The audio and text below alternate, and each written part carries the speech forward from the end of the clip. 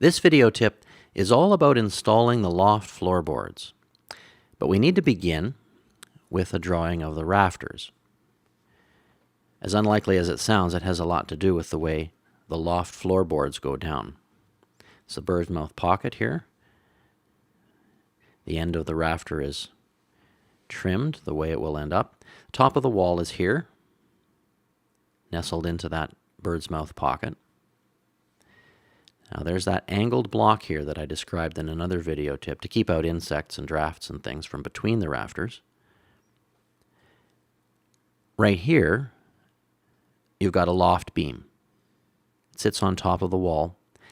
One loft beam flanking each rafter. Now installing most of the floorboards is pretty straightforward. They just go from the back wall towards the front wall.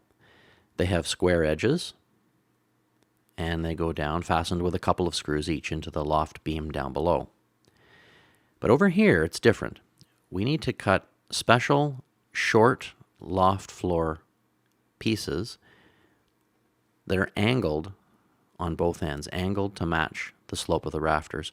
We also need to cut that first full-length floorboard with an angle there as well. The angle is 45 degrees, because that's the geometry of the roof. It's cut on both sides of that piece of wood and one side of the first full-length floorboard. Now I want to draw this for you from another angle so I can be sure you get it.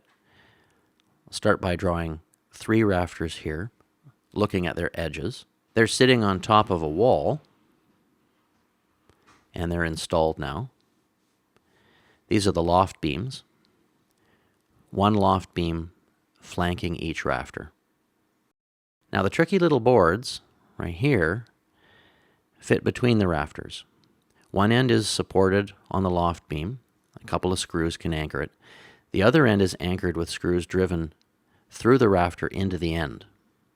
So you have to do these in order as you work across the top of the building. And there's the last board.